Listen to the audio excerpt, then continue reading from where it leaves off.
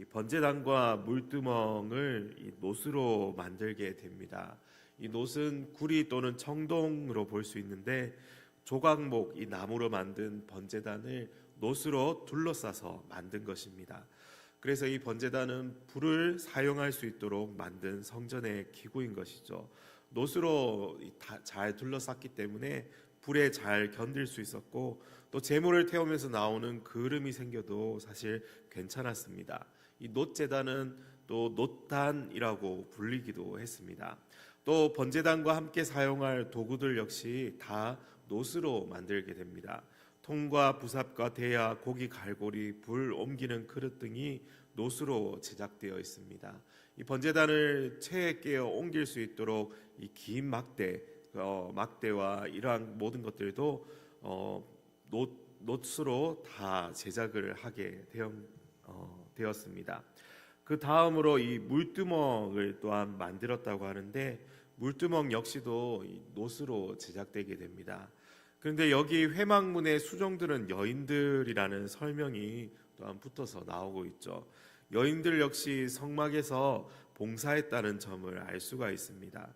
하나님의 일을 하는 것에 있어서 이 역할의 차이는 있겠지만 함께 동역하여 일한다는 것을 또한 생각해 볼 수 있는 대목입니다. 그리고 또 한 가지 더 묵상해 볼 수 있는 장면은 물두멍을 만드는 데 쓰였던 재료에 있습니다. 물두멍과 그 받침을 제작할 때 성막에서 봉사하는 여인들이 하나님께 드린 놋으로 된 거울을 재료로 만들었다라고 되어 있습니다.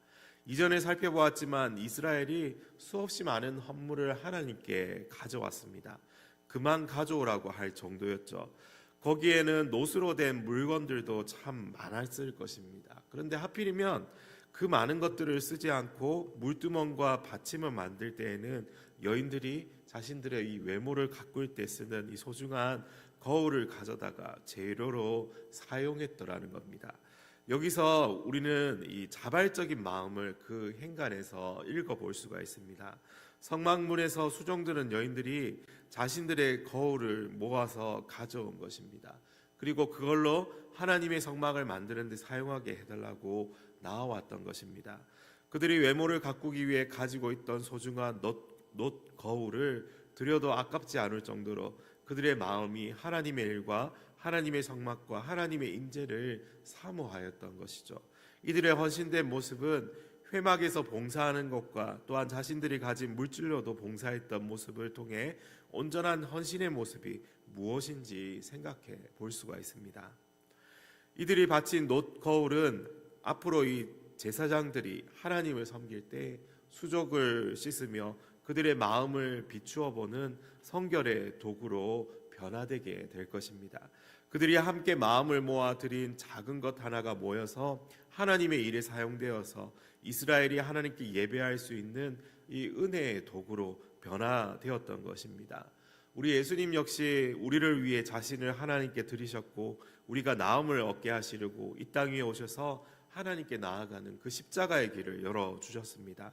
물두멍이 그 당시 사회에서는 천하게 여김받던 여인들의 수고와 헌신을 통해 만들어졌듯이 우리를 위해 천하게 여김받으시고 업신여기심을 받으셨던 예수님의 그 섬김의 모습을 다시 한번 떠올리게 됩니다. 사랑하는 여러분, 우리 역시 우리가 가진 놋거울을 하나님께 드려서 하나님의 도구로 쓰임받았으면 좋겠습니다. 우리의 작은 섬김, 작은 헌신이지만 함께 드리고 함께 힘을 모아 하나님께서 맡기신 일을 해나갈 때에 놀라운 은혜의 역사가 이루어지게 될 것입니다. 이 땅에 낮은 모습으로 우리에게 오신 예수님처럼 우리 역시 누군가를 위해 자신을 낮추고 겸손히 섬기며 하나님과 동행하는 그 모습으로 살아갈 수 있기를 간절히 소원합니다.